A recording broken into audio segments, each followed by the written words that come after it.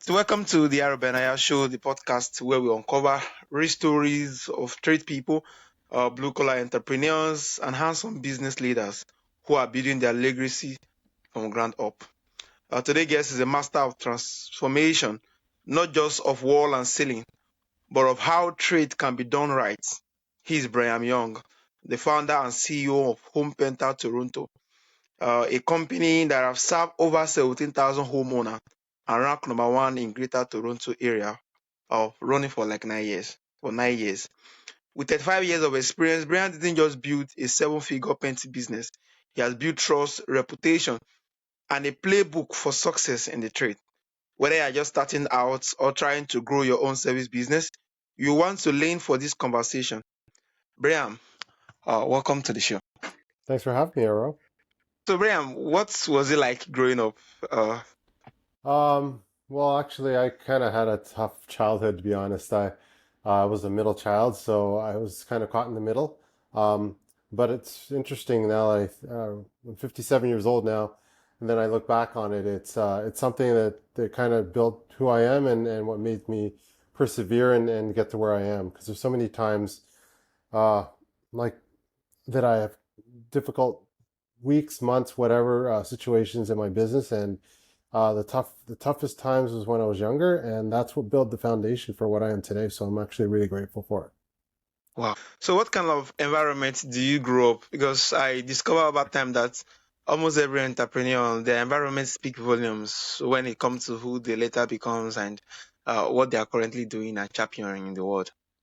Yeah, well, I was growing up in like actually the childhood. I shouldn't have made it sound so bad. It's just that in terms of like my adolescence, it was a little bit troubling, just because I was, like I said, identity issues and dealing with a really successful older brother and a younger sister that seemed to get everything. So I was kind of trapped in between it. But actually, the one thing that I would say that really kind of was foundational in terms of who I am today is watching my dad. Like he ran his own appliance service business, and just watching him every day working was really, really transformational in terms of um, making my DNA in terms of my work ethic, how hard I worked, how I deal with issues. Like I remember like he'd be up at 10, 11, 12 o'clock at midnight dealing with clients and employees. And I remember those times and I was just listening. I'm like, oh my God, I was a little kid and listening to that really kind of built who I am today. So I'm really grateful for that, for my dad. Wow, thank you. What's nature of service business or that or daddy into? Uh, And yeah. so we service residential interior and exterior homes. We also do carpentry and handyman services. For example, drywall, plaster, framing, anything to do with trim. Exterior carpentry is huge because in Toronto the weather's crazy, crazy hot in the summer and really cold in winter. So the harsh winters really kind of takes its toll on our exterior homes. So there's a lot of wood rotting. And that's what I fix. And again, I started as a painting company, but what came out of it was my customers, listening to my customers. They a lot of the times I couldn't do their job because they were rotting wood. I'd have to wait, and sometimes it'd be really hard to find a carpenter, especially to do a small job in Toronto. They only want to do big jobs. So out of necessity, I just came and said, well, let me see if I can hire my own carpenter. And now we have two carpenters full time on staff. So I can basically utilize them. And this really helps my clients in terms of being able to get jobs done and being kind of a one-stop shop in terms of getting work done. And I think from your stories, it simply means you really learn a whole lot from your dad. I know at first it was difficult, being that you have a successful elder sibling and also a younger sibling that's very successful. So I want to ask, were you always, what do you imagine yourself, how do you imagine yourself in trade? Or were you always passionate about going into trade and seeing your dad, or how does he actually get started? Well, interesting enough, I didn't really think of the trades at all. I was thinking doctor, lawyer, or something professional because that's what my mom kind of instilled Brian do well in Yeah. school. That's what I remember growing up. But it just happened that at university, I was in university, first year university. They were recruiting on campus franchisees. I don't know if you've heard of College Pro, Student Painters, and that's how I got recruited online. My goal, my lifelong dream was to run my own business, like similar to my dad, Hmm. and it just happened to be in the painting business. So I think, to be honest, humbly, respectfully, I probably would have succeeded in any business. It just happened to be the trades. But I fell in love with the trades just because my job was to, like, I felt like my job was to help people. And I really loved seeing the inspiration, imagination of a homeowner, wife, husband, when I transformed their house. So that to me, I fell in love with. And whether it be painting houses, fixing their walls, fixing their TVs or anything, I would have probably excelled at because I just loved doing it. And I love the fact that I could make money at it too was even better. So Hmm. making money, running my own business. So one of our slogans is we paint homeowners' dreams. So I really believe that I mean, I'm not just here to paint your house. I'm here to make your dream come true. And in most cases, home ownership's a dream for Torontonians in Canada. And so that's what I'm doing. I'm making their dream come true. Wow, wow, amazing. I really love your background. It just speaks volume to what you do. Oh, Homeowner thanks. Toronto. This job you actually get to do, Yeah. growing up, or those side gig. Was there any one of them that shape your work ethic, that you are currently making do of, in trade business? You know what? Interesting. I'm a kind of obsessive person. So in terms of my work ethic, like I said, I watching my dad, and then anything, once I start something, I have a hard time not finishing it. So I just, Hmm. not just in painting, but in anything. So I just like to do it right. In fact, a lot of people, I'm in an entrepreneur group called EO, and one of the reasons why people like working with me, at least they tell me this, is because I get things done right and I get stuff done and I get it done right. So I'm Hmm. that type of person. I wouldn't say it's a perfectionist, but I'm a perfectionist in the fact that I want to get it done and I want to get it done right. So, but I've learned over the years that perfection can be real a bottleneck as an entrepreneur. So I've learned to kind of tone down the perfection attitude. In fact, strategic coach, we call it the 80% rule. Our goal is 80%, not 100, because whenever I go Yeah. for 100, it never gets done, or I end up getting too caught in the weeds and it never gets done. So I always, as fundamentally, try for 80%. And if I get 80%, that's done. They say 80% done is better than none of 100. So before finding your home pental Toronto, how did some of the job you did prepare you for running a successful trade business? Because oftentimes I discovered that the whole lot of entrepreneurs who go into what they are currently doing in beauty companies, uh, yeah, most of those ideas that help them to build their structures is the fact that they work either for a bigger company or more like for a bigger firm who does service business, and that actually prepared them for running a successful trade business. So what actually Yeah. shaped you? Was it that of your I, dad, or how did it come in? yeah. It was, I started, first of all, I remember I was 4 years old watching my dad. I remember this specifically because I was always wanting to work in his business. Then they wouldn't let me work in his business because I was too young. And I said, I want to work in their business. So 4 years old, I remember in terms of the actual job, it was just basically filing things. And it was a really simple job, but I was so dedicated to doing it. And that kind of was the foundation. And then from there, my very first job in Toronto was I was 15 years old. In terms of like paying job, I was actually a worker at McDonald's, and I was a Again. lobby boy. Yeah, and the one thing that taught me was about systems. They're so like even whether you like McDonald's or not is another story, but their systems are immaculate in terms of their onboarding, how they their SOPs. Um, in terms of like at the time they had these timers. So whenever we cook a hamburger, it'd be sear it, and then we'd turn it. Oh, sorry, salt it. Then we'd I'm trying to think. Then we'd turn it after 30 seconds. So there'd be timers telling us what to do. So it's be pretty um, system proof in terms of getting things done. So this has really helped me in my business in terms of my SOPs. The other thing that's helped me over the years is I've done a lot of virtual training. And the Hmm. thing about virtual staff is they're great, like they're reliable, at least my staff are.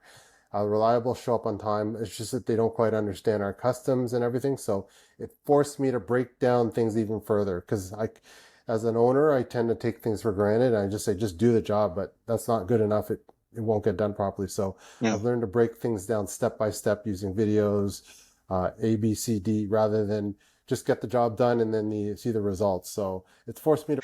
It's the fact that working in Midland, despite it's not totally related to what you do now, but their system influence a whole lot to currently how you work on your stuff, and Yeah. it even actually spur you to learn more towards systemizing things. Because over time, I've discovered that service businesses look very very demanding when service is not created, when structure is not created on how new employees or new intake ought to do things. Yeah, Yeah. thank you. No So problem. looking back, what's were the big challenge you have starting out, starting your trade business, and how were you able to overcome them? Um, the hardest part for me was emotionally. I'm generally a very sensitive person, so I took things very personally. If something went wrong, customer wasn't happy, employee wasn't happy, I took it very, very personally. So it was just getting my psychology down in terms of Yeah, um, myself as an entrepreneur and building myself up in terms of my beliefs and in terms of even building thick skin. Because the one thing I learned also is that um, sometimes you're not people don't always want the best thing for you, so they're trying to take you down. Employees might go into business against you, little things like that. So I've just learned to build thick skin and not take things personally um, over the years. And the other thing that's helped is I've like I said, I've been in strategic coach for 8 years now, oh, and it really taught me how to think um, in terms of my strengths and weaknesses. So um, for example, they talk a lot about unique ability. It took me about 5 years of the program to figure out what my unique abilities and by the way, I'm still figuring it out. But as soon as I kind of figured out what my strengths were, rather than trying to be a jack of all trades, I would double, triple down on my strengths, my yeah, unique ability, and kind of hire a team around me for my weaknesses. For example, I'm terrible at accounting. I'm average at best at finance, terrible at legal, um, average at admin. On my best day, I'm average. So I kind of build the team around my weaknesses, and then my strengths I'll double, triple down on. Like my sales and field management, I'm extremely good at that.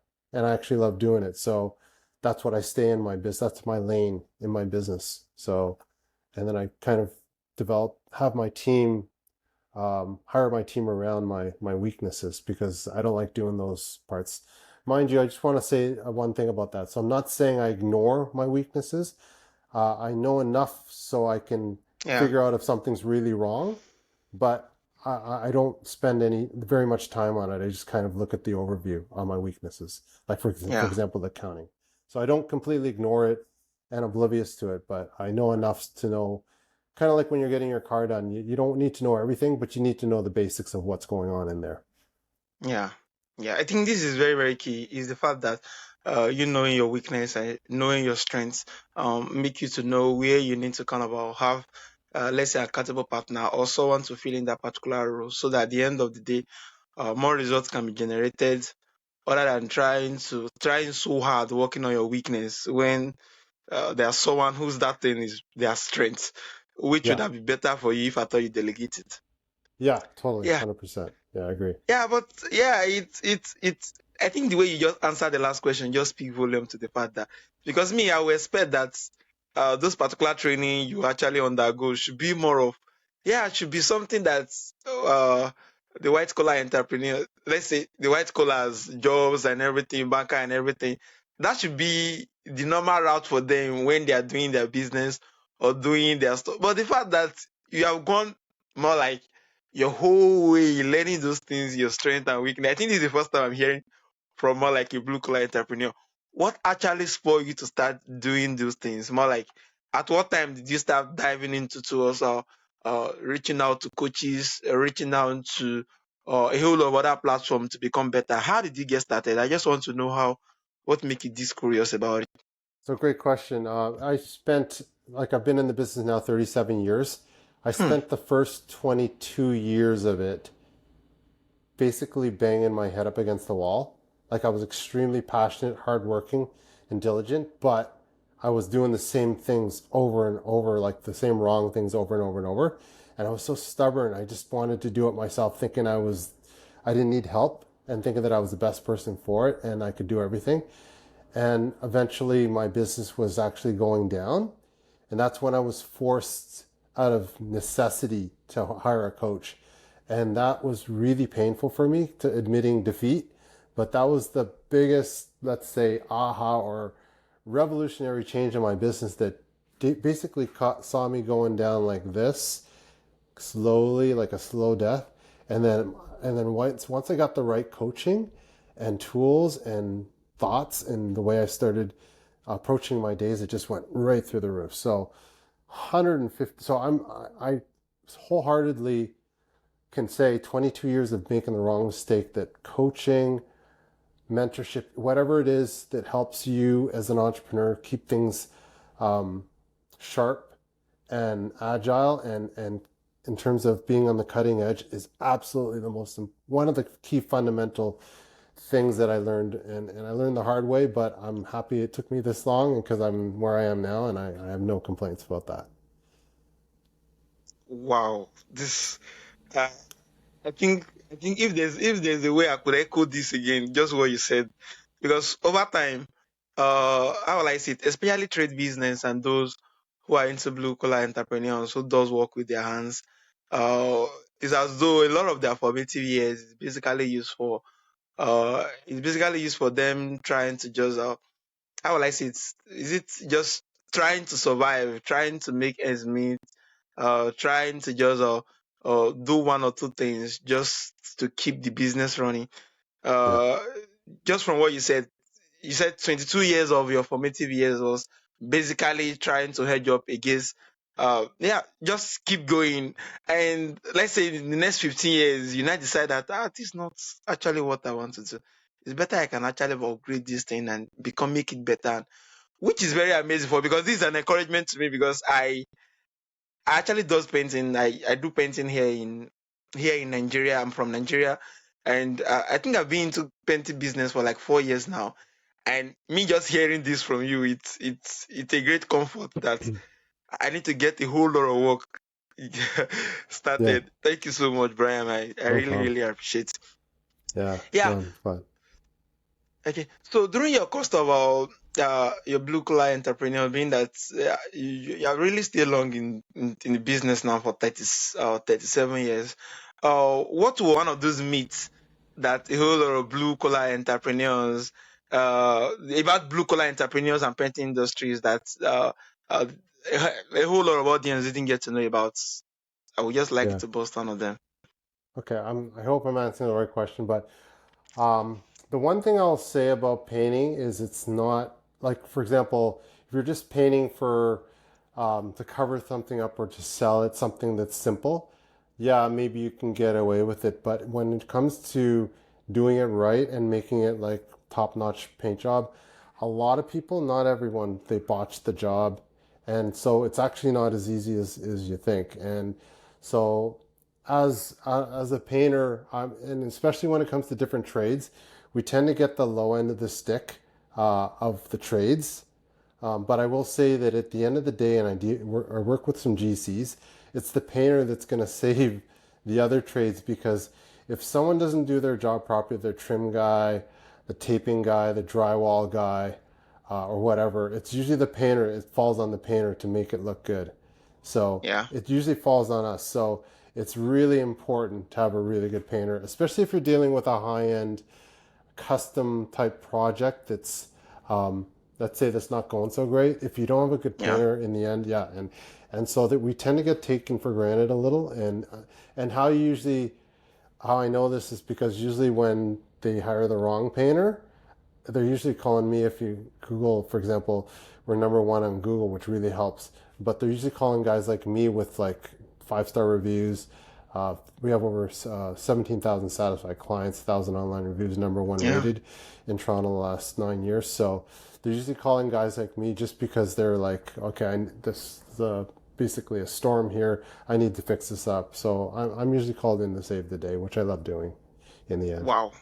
Yeah. Uh, this is amazing. I think it just speaks volume to I think what I've been recurring lately, why I usually go to work, but the fact that you just make reference of it, just make it obvious because a whole lot of persons think they can paint, not knowing that yeah, painting is just one part. The finishing is another different level, which those who are just starting out or those who just want to go into it can't do perfectly because at the end of the day I think the major work when it comes to painting is the fact that your finishing is so nice and owing to even if other craftsmanship make mistake while they are trying to do a whole lot of stuff with your paint and your brush, you can be able to Yeah. kind of design a tailored made look that at the end of the day they won't get to see much of those errors and at the end of the day you won't end up spoiling a whole lot of other kind of work because I've gone to sites where more like painters did their work and the person that is going to run the industrial cleaning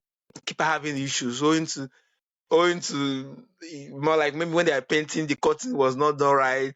They paint the wood, they paint the doors, the iron doors and everything with what ought not to be. And at the end of the day, the industrial cleaner has to start spending a whole lot of other time trying to resolve what they have done, which is very key. Thank you very much, Yeah. Bram. So one other thing that comes to mind is when a customer approaches, whenever I approach a customer, I always, rather than say, oh, I want this painted, I want this painted, whatever, I always say, okay, just back up just 1 second. What's the purpose of doing this? Sometimes it's to buy, so they're moving into a place. Sometimes it's to sell. Sometimes to fix a problem. Like for example, I don't know, the last painter did this. So I try to get some background behind the Yeah, information miss. so I can a context so I can help them with their problem better. So that really helps.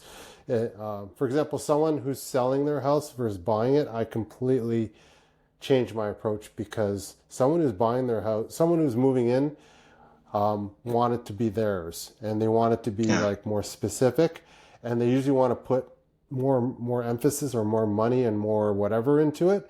Whereas someone selling it, they don't want to put anything into it. They just yeah, want it to show well, sell the house, get it off their hands, make it appealing to the homeowner. So they don't want to spend through the nose, and they want it as simple, biggest bang for their buck. yeah, So it's completely different approaches. So I always, it's in terms of knowing your customer, it's absolutely fundamental as a as an yeah. owner to find out what the customer's needs are or their pain points are, and then of course help them that way rather than just answer their questions. Because a lot of times customers think they know what they want, sometimes they don't though. Yeah, they don't. I think the way you just said the question around it, getting to know why they want to do what they want to do, and getting to know more like a backstory of what is the purpose of the building or what is the purpose of that particular project. It will make it more look more professional, showing that you know what you are doing. And yes, other than you just go in there and say, okay, you want to paint this place and just carry your brush and paint Yeah. beyond that, it shows your own professional compared to when you try to kind of pick their brain, knowing what the purpose of what they want to do, so that at the end of the day, you can actually tailor made to what they need, to everything that is going to fit in perfectly to what the end goal they actually want to achieve. Yeah, Yeah, thank and you, Brian. plus a lot of customers, they tell me when I can kind of like spearhead their issue and fix it from the source as opposed to just go on what they're saying. A lot of times they really thank me because they're like, oh, thank God I told you this, or else we would have been barking down the wrong tree or Yeah, whatever. So it's really helpful, and it makes me, I guess, makes me unique versus, let's say, yeah, everyone gets 2, 3, 4 quotes for paint jobs in Toronto. So that usually makes me more unique, and knowing that I really care about their issue, yeah, and I, like I said, I spearhead their problem and just knock it down that way. yeah. Thank you, Brian. Yeah, you have served over 70,000 homeowners with what is number one thing homeowners are really looking for a contractor? More like being that you have served for like 17,000 homeowners. What do you think is the single one thing that they're usually I looking for? think I think it's cliche, but I think they're looking for someone they can trust and connect with. Um, Mm, and like depends on the client, of course, but I think the majority, if you connect well with them, if you can solve their problems, if you really care, if you show that you really care, and they show by their actions, and you're not just trying to sell them something to get, to get a contract, that really, and they can tell. Most people aren't stupid. They can feel it when you really care, when you're trying to solve their problem versus just upsell them something so you can make a sale on them. So I think trust is very important. And then, of course, it helps to have, great reviews, long-standing time in the industry, before and after pictures. If they want testimonials of specific jobs, like niche type jobs, for example, let's say kitchen cabinet spraying, we do that. And rather than just get a random testimonial, get a kitchen cabinet spraying type testimonial, that really helps. And knowing the willingness to just go on above and beyond for the client, and that really helps. Because, like I said, I think the majority of contractors, they just, I think they're just like short-sighted in that way, at least from what the clients tell me. And because of that, they don't get the sales in many Yeah. cases. Yeah. Interesting, amazing. I think Sure. it just speaks volume to the fact that you make reference of earlier on, that getting to know what purpose they want the building to be for. Those earlier conversations where you try to engage the clients, knowing what purpose is the particular project meant for. While trying to dig into those things, it just strengthens the fact that you really care, and also strengthen the fact that it can easily build trust from there, other than just going there and just wanting to close the deal as fast as possible without caring much about what the client actually needs. Yeah, thank Yeah, you. and I think, and I might even go one step further. So as a contractor, if you have a lot of clients and your schedule's booked up, and if your marketing's strong, then you do have choice, and you don't have, like, it has to be a two-way street. They have to be happy with you. You have to be happy with them. There has to be it's a match made in heaven that way. So versus you're just desperate to get any job. So if you have Yeah, strong marketing, strong online presence, or however you market your business, I think that um, gives you more choice and more options. So you don't have to be desperate to close every job. You can choose your clients as well. So that's been really helpful over the yeah, years. Because yeah. when I was first starting, I was basically taking anyone. Yeah, Yes, yes, yes. Yeah, yeah, I think to what you just make reference of now, I think it's still very key for every craftsmanship, even if they are still trying to build their marketing system. I think I've discovered over time, it's not like I actually have a whole lot of other jobs coming into being. I've discovered over time that being desperate most times does not get the job done. It's yeah. At the end of the day, you will learn. You might get the job, but you are not going to be trusted, owing to the energy you dissipated before the during the course of the bargain, and the fact that you were almost saying, let's just get the job started. I'm not interested on how the procedure. yeah, Let's just get the job started and finish. I think that very way shows that you are not that really professional, and the fact that you were just in there to close the deal, rather than caring more for the customer to see what desired results they actually want to create, which actually speak volume. Because depending on the country you are reaching out from, there are some countries once they just show this energy, they just be like, wow, this person is a broke person. He just wants to collect her money and do this job. He's not yeah. interested about the outcome later on, which is very bad being a craftsman. Yeah, Yeah, so what comes to mind when you say that is I used to try to close clients on the spot when I was younger, and which is, a nice thing to do on occasion, but I found that sometimes when I push them, or if I try to convince them on the spot, it might come back to bite me later, meaning they might say, yeah, "Oh, you convinced me," and then they might have buyer's remorse, or they might, after they pay, they're like, "Oh, Brian, I felt, I'm glad you did the job, but I just felt a little pressured, so I'm not yeah, quite as happy." So I actually make a point, unless customers really go out of their way, say, "I really want to get the job done now," on a first visit, I'll actually say, "Well, I'll let you think about it for a day or two or whatever. Take as much time as you want, and when you're ready, give me a call." And I will follow exactly. up. I will follow up with them, but the key is that I'd rather like have a longer relationship rather than just a quick Yeah. fast, and I'll let people think about it, because then the chances of them complaining, if they've thought about it and talked to their Yeah. spouse or talked to their friends, is a lot less than if you close them on the spot and they felt kind of, coerced into it. So yeah. Yeah. Yes. So key. Yes. I think what you just said now just speak volume to over time. I think, let's say within the course of these years, I've not actually get a whole lot of job in respect of painting because I run painting and also I run industrial cleaning. I have some persons who work with me. So I basically run those two things. And over time, I've come to discover that when clients just reach out to me, especially via WhatsApp, and I don't just dive into it and said, okay, because sometimes they just come to my DM and said, this is more like the dimension of the space. This is more like what the space look like. So they'll just dive into it and say, what is it going to cost to get it done? What is going to be your pay after the job is done? And sometimes once you just dive into that, at the end of the day, the customer will not be satisfied, and you too, you haven't getting to see in real time the space and getting to know how demanding the job might be. Or so these days, what I usually just do is just ask them all like, okay, how big is the space? After done with that, what area is the particular space? What is the level of difficulties that you are struggling with? Which one do you want to get? So sometimes I'll even make reference of the fact that can I come check it in real time to be able to inspect and make reference of a whole or particular thing before we go ahead with this deal. And also before I can actually make reference to the quantity of paint that will be needed in getting the job done. Over time, I've discovered that doing that, I build more relationship, and owing to that, a whole lot of referrals come through those particular discussion, being that I elongate the conversation towards getting to know what their real intent, what their real need are. And owing to this discussion, they get to know that I actually care.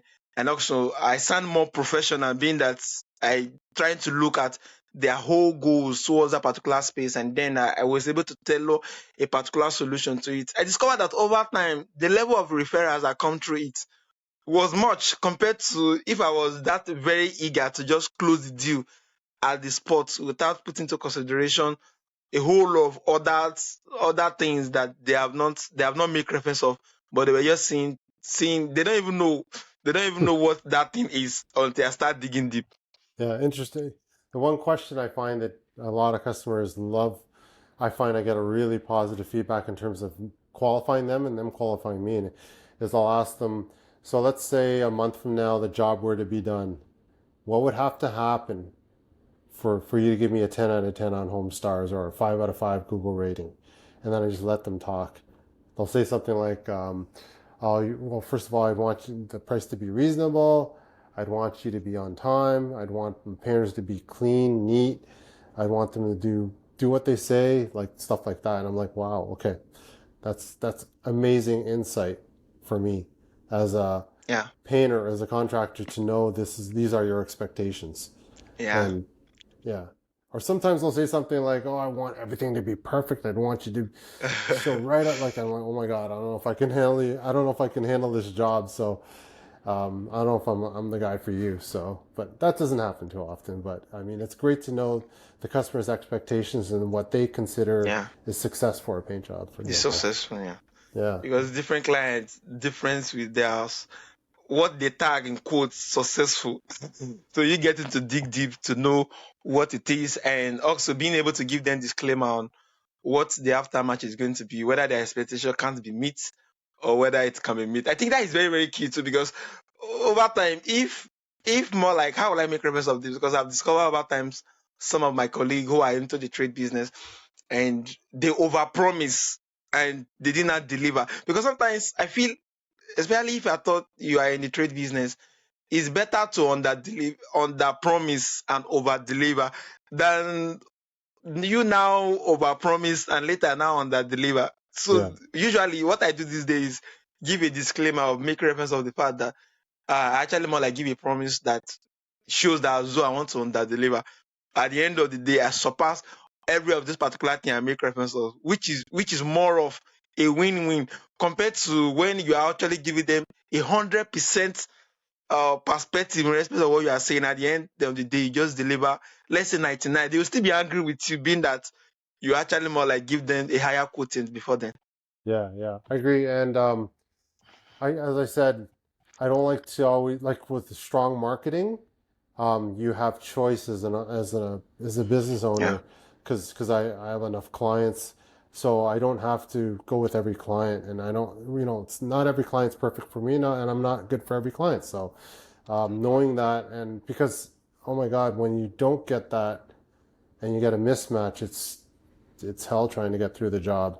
When there's just misalignment in expectations, misalignment in what I promised and everything. It's a lose lose. So it's yeah. actually yeah. So when that happens, usually I'll recommend either like a competitor or someone that I know can help them because I'm like, Wow. listen, yeah, because I'm like I don't think I can like with all due respect, I don't think I can help you. Mm, I don't think I don't think you're going to be happy with me for whatever reason, but I think this person might be able to help you. And actually, clients are quite happy when I do that. wow. Sometimes they're a little bit taken back, like you don't want my business, and so no, it's just that I don't think I can do it. I don't think I'm going to make you happy, but I think this guy could because he, whatever for whatever reason, he can take care of you better than I could. So I just recommend Wow. someone else. Yeah. Wow. This is huge. It's it's difficult for you to see any service business. So actually, I know I read it in book, especially more like I think when I was reading How to Win Friends and Influence Them, Mm, and they were making reference of you doing business in a certain way sometimes that yeah you can actually even get more from the deal by you just make reference of the fact that yes I can actually send you to my competitor, they do this and do that, because from what you are saying I'm not the best fit for this particular game, because I've discovered over time with what you said now, it's with this it's easier for you to get a better deal, that at the end of the day the customer is satisfied and then you are satisfied too, owing to you be able to kind of yeah trying to question every of those their particular bias they have, you're able to question it and being able to give a better answers to it, using your competitor sometimes as more like another quotient for them to actually try out. yeah. Okay. Interesting. Yeah, thank you. It's funny. It's funny because sometimes that happens to me, and one of my competitors recommended me. I'm like, I wonder why he recommended me. Um, but it's becoming more common because I think there's enough painting, like enough jobs to get around. And I don't know about you, but I'm 57, so the last thing I want is another problem on my hands, like another mismatch. Yeah, So I'd rather refer it out or give it to someone that can better satisfy them and has the wherewithal to be able to take care of them better than me. It's because, like I said, if you don't get a good yeah, fit, it's a lose lose in my opinion. So yeah, yeah, yeah. yeah. So more like I think you make reference of it earlier on for like you make reference of it like for like 20, let's for 22 years you were still just trying to, how will I say it? Let's say targeting quotes, hustling without doing much. How were you able to set your system, and how were you able to do your marketing to a particular way that's, because now from what you make reference of is the fact that with your marketing you get a whole lot of other jobs that make you sit down, sit with clients, talk best time to what their job could be, give provide a better solution other than just jumping into job, which is not too good. So more like how did you actually set your structure up, Yeah. and how were you able to work around your marketing system? Well, the good question. The first thing I would do, or that I did, was I know my client really well. I sell to them every day. I know their pain points. I know their strengths, weaknesses, opportunities, and it's my job to either deliver on that, like in other words, to bridge that gap to take care of their needs. And if I can do that, almost always, uh, assuming I'm competitively priced, I'm going to get that sale, assuming I'm the best guy to take care of those issues. So the first thing I do is figure out what their needs are. And then based on their needs, I structure my marketing around that. And then I structure my business, my strengths too. For example, one of our strengths is speed. So we'll be the fastest in the industry to get them a quote. We can usually get them a quote within 24 hours, 48 hours, 3 days latest. Some Yeah. companies will take 1, 2 weeks. They're just not set up to be able to give quotes that fast. And Oh customers wow. don't, like, they don't have always the time to wait for that. So the speed is the one. Quality, we give a lifetime warranty. So on interiors and 3-year warranties on exteriors, 15 years on brick staining. So the quality, products, prep, all that plays into effect. And then, of course, the reliability, years in business, 37 years in business. Um, the Yeah. other thing that, like I said, that kind of organically happened over time was the carpentry and the drywalling and the different trades, because a lot of my customers, they couldn't paint their house until they got this done, or they would be waiting around for months for someone to show up to fix their whatever it is, their door or this piece of drywall, and I could just have my own guy. So Yeah. organically that happened, just figuring out what their pain points were and then fulfilling that through my business. So, and then of course, figuring out where they find me, my ideal person, where's my ideal client, how old are they, where do they live, which area, which location, what's their income, knowing those demographics, and then of course, focusing your marketing towards that. So knowing your ideal client, meaning who's your best client, Yeah, the best client. that you can fulfill on, make happy. They're happy with me. I'm happy with the profitability. I'm happy with the job. I'm happy making them happy. So it's kind of like a match, like I said before. Yeah. And then so making sure you know your ideal client, and then of course marketing towards that. In Toronto, for example, the best way clients find me is Google. Um, Google and ChatGPT starting to Wow. increase on that. Wow. Yeah, yeah, but Google and ChatGPT, I think, is going to be the new kind of the lead source. But there used to be Homestars, another review site. We had close to 900 reviews on that, and they're Wow. verified reviews. So it took years to build that up, like a decade to build up those kind of reviews. Because, I mean, let's face it, some customers will leave good reviews when they get a good job, but not all of them. And but when you get a bad review, I mean, customers are dying to write a bad review. So it's hard to build up those reviews, and we're 98.5 satisfaction rating. So your online reputation, testimonials, having before and after pictures, knowing your client, getting into their DNA in terms of what their strengths and weaknesses are, then of course using your marketing to fulfill those needs through videos, social media, and before and after pictures, and blogging, even Yeah. just doing a lot of blogging on their problems. Like, for example, one of our most popular blogs is 7 tips on how to get a cheaper price from your painter. So that's an interesting one, and I actually get them to use it on me. The other popular blog we have is 10 biggest mistakes homeowners make when hiring a contractor. So, like, helping clients, homeowners in my case, because that's my target market, homeowners in Toronto. And then the other thing that I started doing around COVID was clients, like, as contractors, you don't really want to give away the price, but I found that customers wouldn't even want to talk to you until they knew your price, or at least your ballpark range. So now I try to publicize that on all my website and all my marketing material. This is our average price, average job size for a job this size, and then you can go on square footage. But I actually go out of my way to try to tell them approximately what the price is. Of course, to get the exact price, I need to come out and take a look at it. But I mean, at least I know if I'm in their ballpark or not. So the Oh, cost to wow. paint, Wow. Wow. yeah, because one of the top searches I think we discovered in Toronto was how much does it cost to paint my house. So, and we blogged on it. We have videos on it. We did some interesting videos on it, and we actually have a calculator now, an online calculator.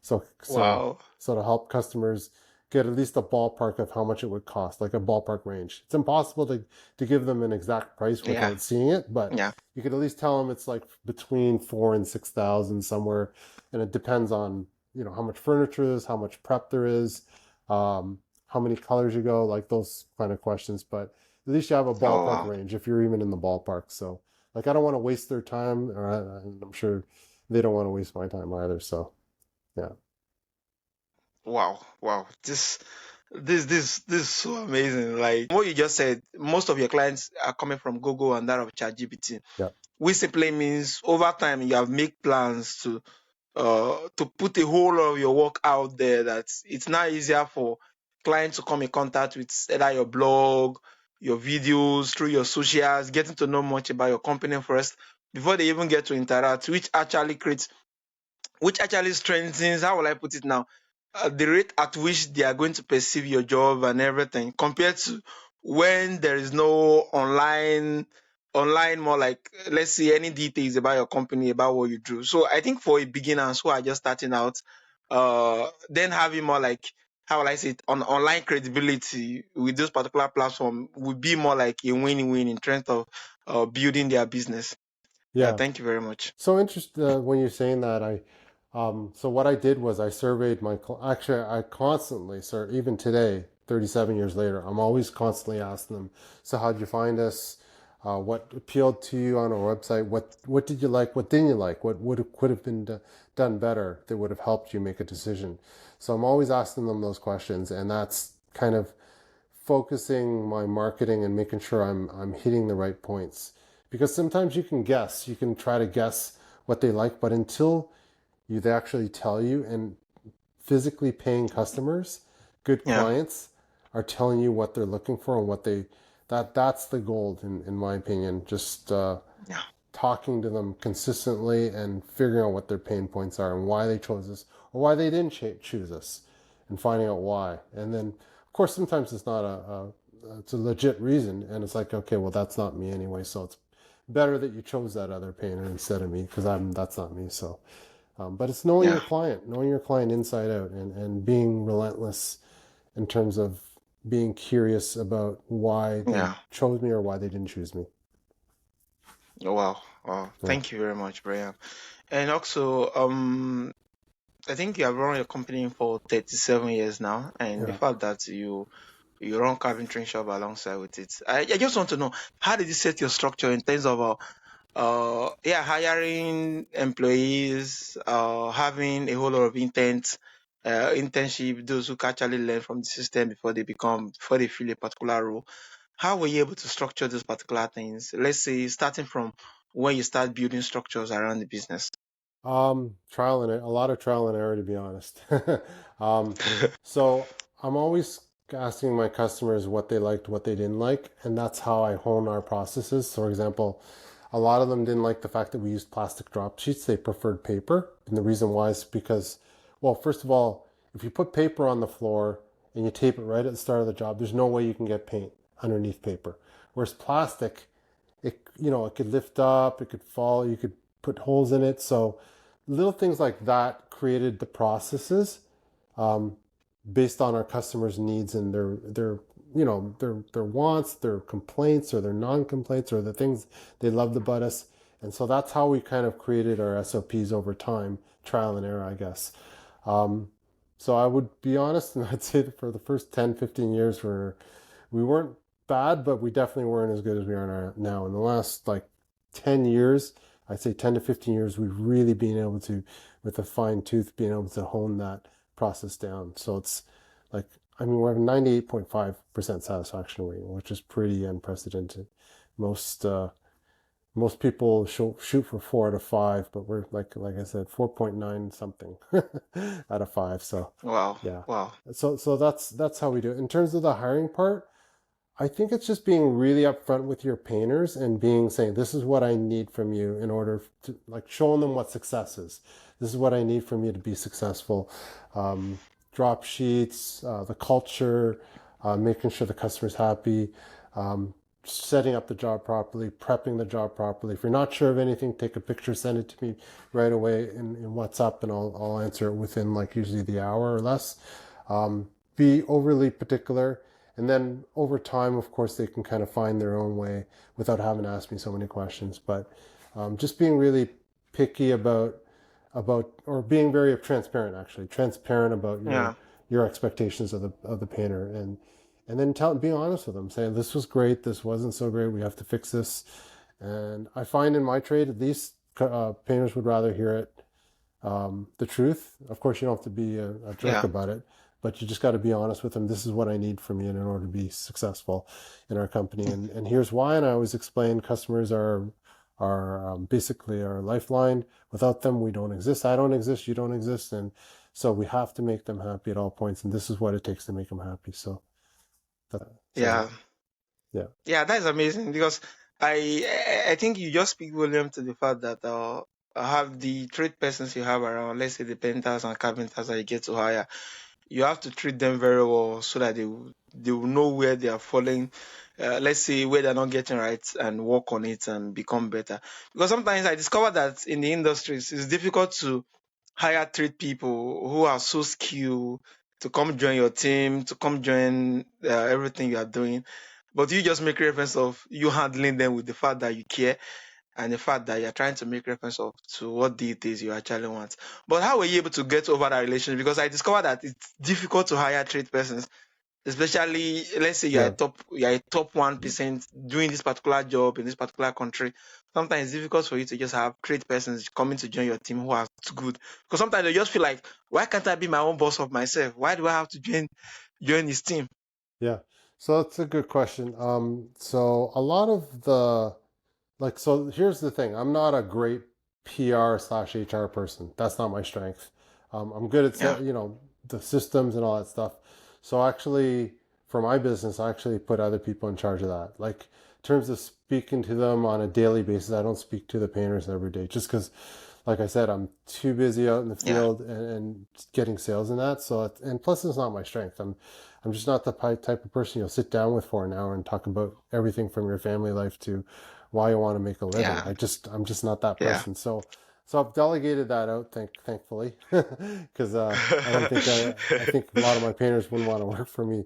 Yeah. But in terms of that, like I do like to show the more human side as much as possible. So I do make time for them and that, but it's just not my strength. So I've put we call head crew leaders in charge of that part of it, of the week to week, day to day, month, week to week, month to month part of it, and then I might just come in once a month and say something from a higher Wow. level. Yeah, Wow. so that Oh, helps for me because we have like 30 plus guys, so there's no wow. way I would have enough time to go Yeah. around and talk to everyone individually anyway. But I totally understand it because everyone has needs, including me. And Yeah. if I were working somewhere, I'd whether it be the owner or my manager, I want to have some communication going.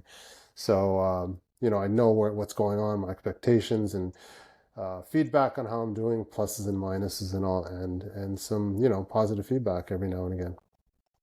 Company has been top 1%, more like top 1% for straight 9 years. How did you being able to keep quality high while you are managing multiple projects at the same time?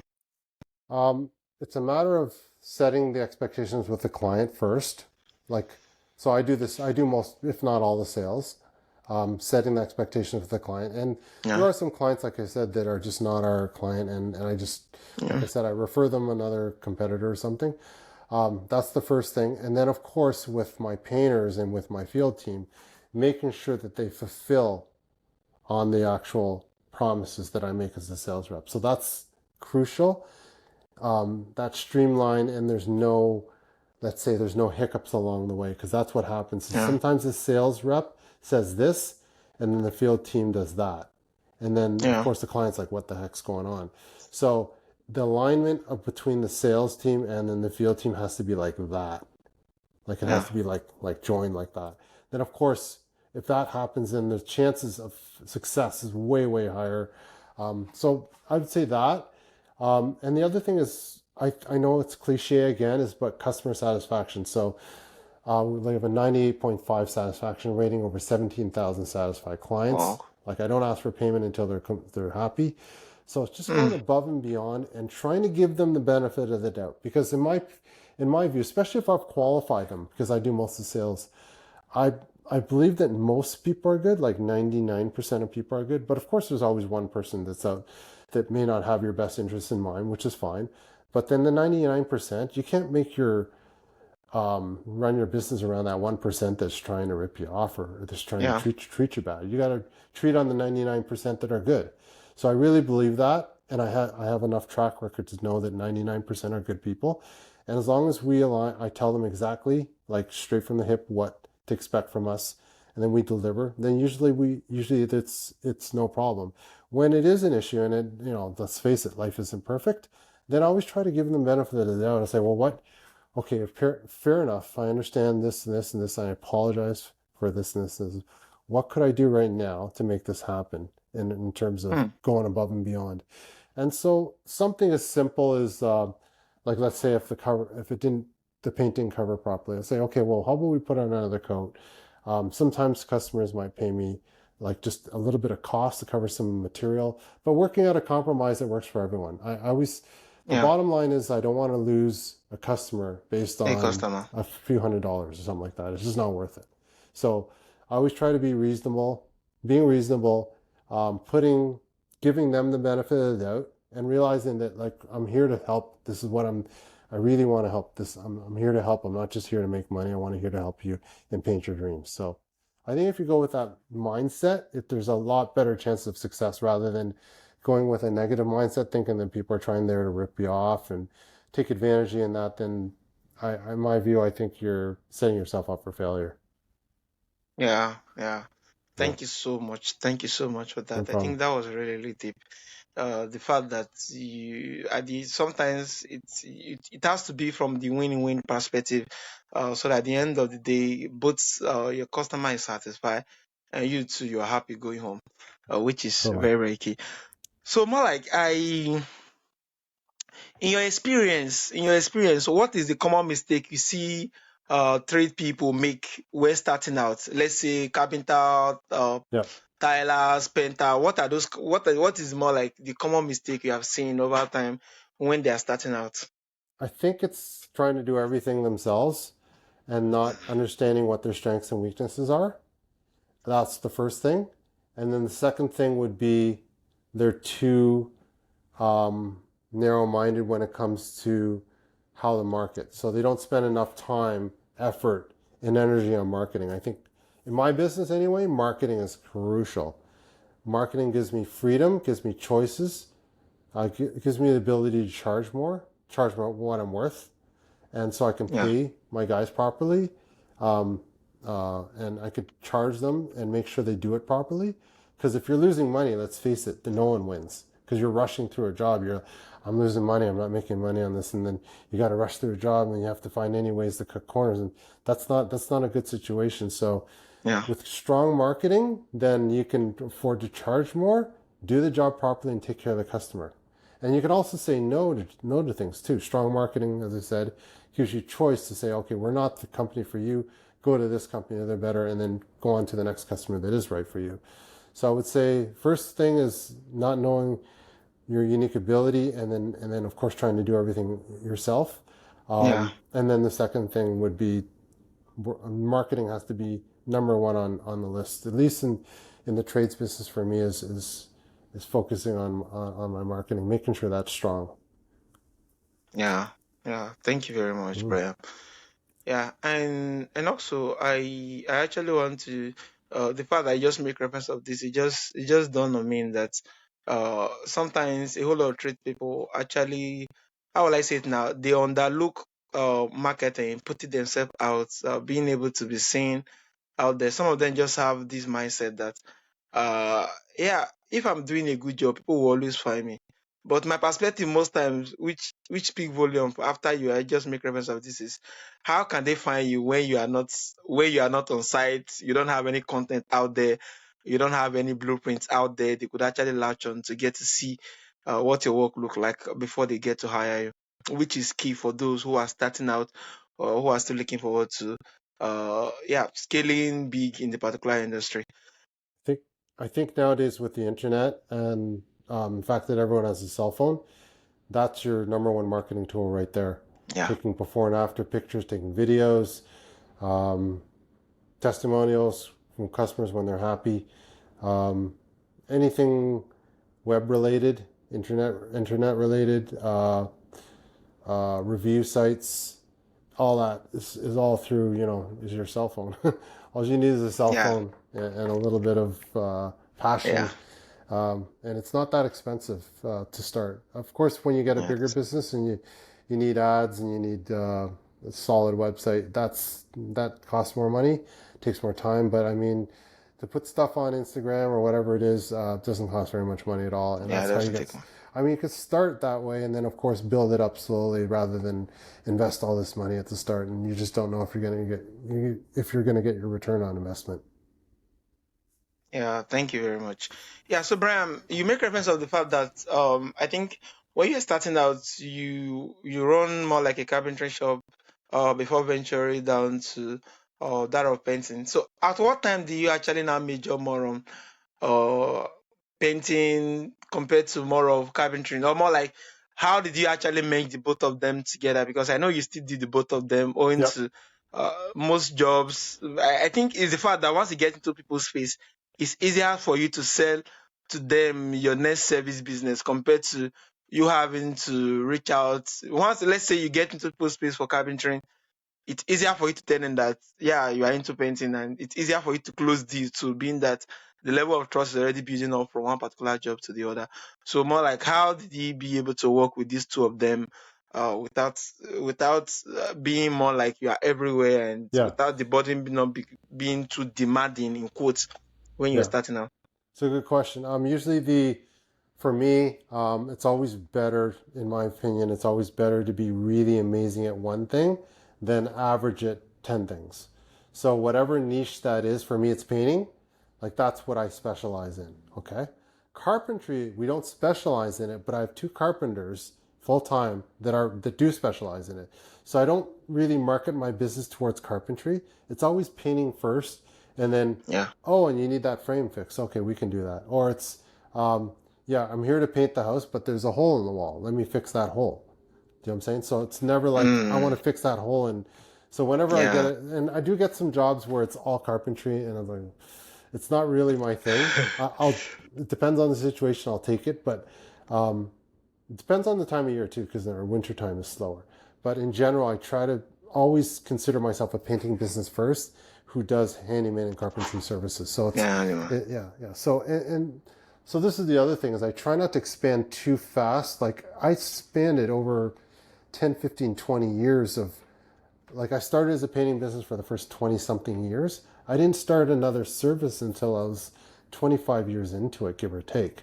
So Wow. that just I'm painting for 25 years, and then out of need, carpentry, kitchen cabinet spraying, brick staining, drywall, plaster, that kind of came as Yeah. things developed because I just wanted to take care of my customers more and more. But we always, for 20 Yeah. something years, we were just a painting company.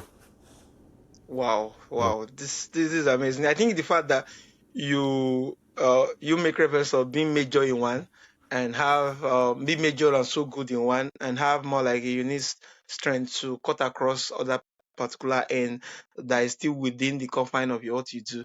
I think it's really, really, really very profound, being that it's actually make reference of your uniqueness and the fact that when you are going out for job, you're not just going from the fact that you just want to go there, do the painting of the wall and be done with your job.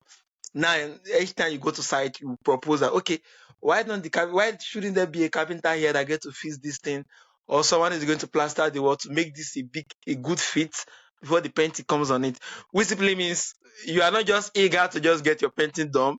You are giving the best practices, let's say, the best advice in terms of them making that particular space the best they could think of by involving other workmen to get other things perfectly fit, which is very very unique compared to others that they might just want to just do their own parts and leave out the other side. Yeah. I guess it comes from being in love with my clients. Yeah. Just wanting, just comes to want to paint their dreams and take care of them. So take care of them is the most important thing.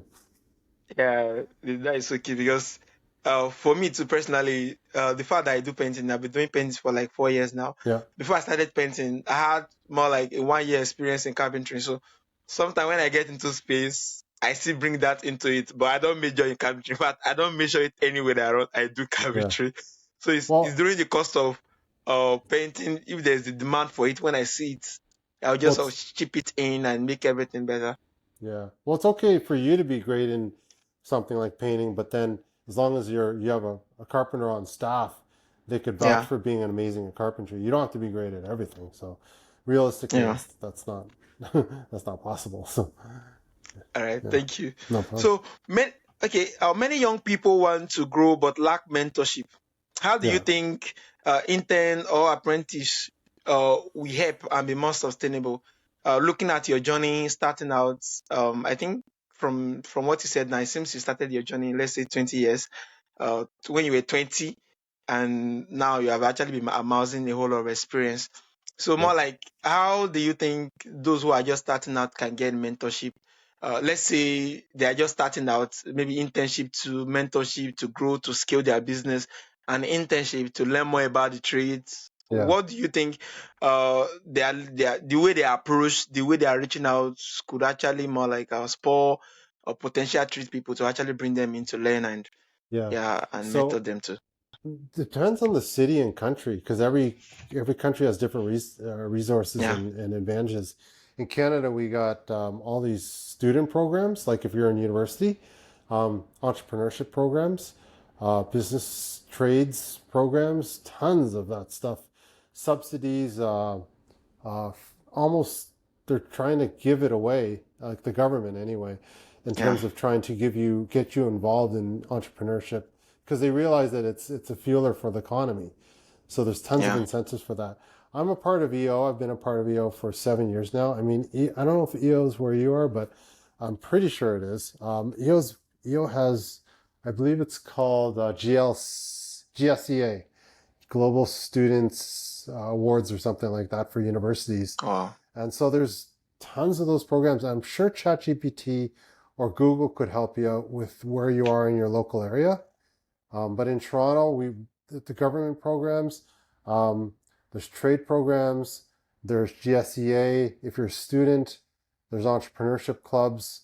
Um, Even in EO, there's something called Accelerator. So if you're under 200, I think you only need to have $250,000 in sales to qualify for it. So there's mentorship for that. Um, and I'm sure if you just Google or ChatGPT it, you could yeah. probably start with something, find something that's local to you that could be helpful. Yeah, Wow. yeah. Or you Oh, could thank call you very us. much. I guess you could call you or me. Yeah, Yeah, thank you. So I think that is very, very key. You getting to know that there are a whole lot of other platforms that train and actually build your entrepreneurial skill when you're just coming up. Because yeah. sometimes some of them might just be, how will I say it, in their little corner, hoping that there is no platform to learn this, being that they didn't search and they didn't reach out, which is very Interesting. key. You've been in, able, Interesting enough.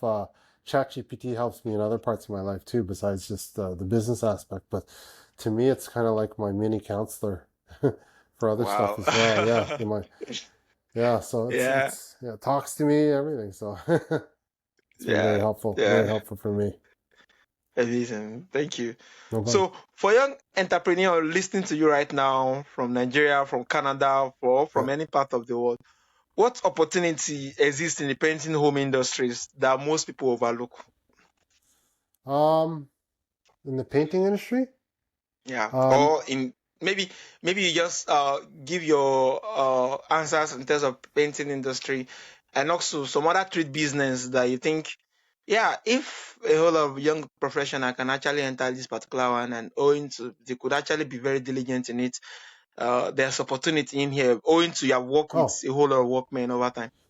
so I'm not sure if this will answer your question, but I always recommend young people, if you want to be good at something, work for someone that's good at that particular thing, whatever it is, that Yeah, industry, and then learn from them everything inside and out. And then once you feel confident enough, maybe start something small on the side. Not direct competition, because sometimes there's obviously competition rules, but depending on what position you are. But that yeah, I'd highly recommend because that's how I learned. I started as a student painter.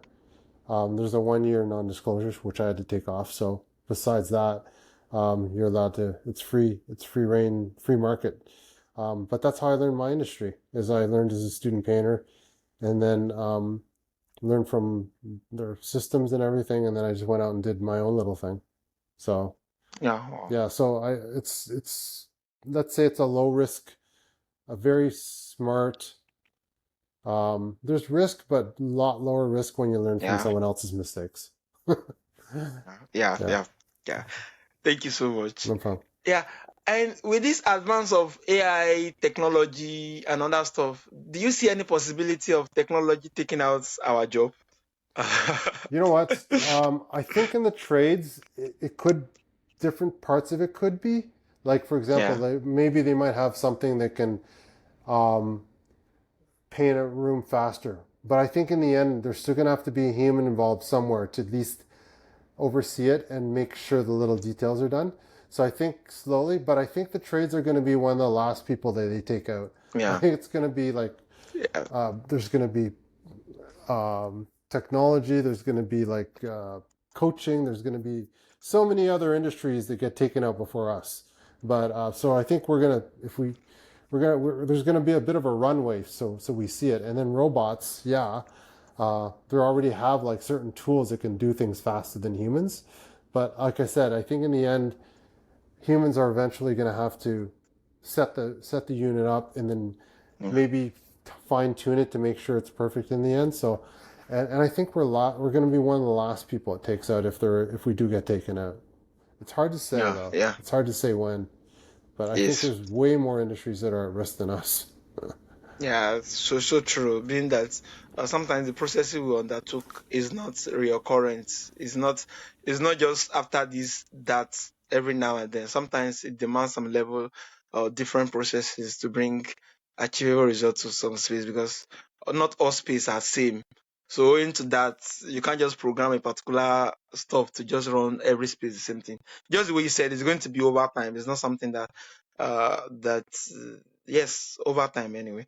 Yeah. So, what's your advice for trade persons who are just starting out, who want to scale but doesn't want to lose quality alongside? Um, Wants the skill but doesn't want to lose quality. Sorry, I didn't quite understand that last Yeah, part. doesn't want to doesn't want to sacrifice quality while Oh, scaling. so that's a tough question. I think it would be do it gradually. Make sure that if you don't want to lose any quality, which is very commendable, make sure your systems are iron tight and gradually. Don't expand too fast because if you expand too fast, you have to hire too many people. That's when Yeah, things can lose control. Um, and then of course creating the systems like some SOPs, for example, for painting, it would be full papering on the floor, like having everything mapped out so that no one can, the chance for error is a lot less if you keep your SOPs nice and tight and then slowly build up your team rather than try to hire too many people all at once and then yeah. slowly delegate as opposed to just randomly just abdicate the hit, and then that's when big messes can happen. Yeah, Wow, wow, yeah, just slow. so key. I think it's very very key, being that you make reference of slowly delegate, and yeah, taking the flow little by little so that you get to understand the market more. And owing to your experience and your country and your place where you're coming from, you can work out better system because when you scale too fast, sometimes it's easier to sacrifice quality. Yeah, And the fact that you just make reference of this owing to your experience that yeah, don't scale too fast. Try out different things, but give it time for you to be so that the margin is not going to kind of sacrifice a whole lot and you lose yourself within the process. totally. Yeah, yeah, thank you so much. So, No problem. how can my audience find you and do business with you? What platform can they reach out to you Yeah, to? And thanks for asking. So if you any clients in Toronto and the GTA need the painting, call us at 416-494-9095, or you can email me at sales@homepainterstoronto.com. And yeah, I'd love to hear from you, and I'd love to be the one to take care of you if you're a prospective homeowner looking to paint your house, or if you're even a really hardworking painter that wants to join a solid company. We're as good as any, and we treat our clients as well as our employees well, and we're very reliable. We work 12 months a year, and we work interior and exterior painting. So yeah, contact us through the website would be awesome. yeah, thank you so much, Bram. That was amazing. No, Yeah, Bram, thank you for sharing not just your success, but the mindset, grit, and wisdom behind it. no From your problem. early beginning to leading a top rated company, you have showed that trade is work more than just labor, leadership, service, and vision. To all our listeners that are out there, whether you're swinging the hammer, holding a paintbrush, or building your trade from scratch. Let Brian's story be a blueprint. Success doesn't have to start fancy. It just needs to start real.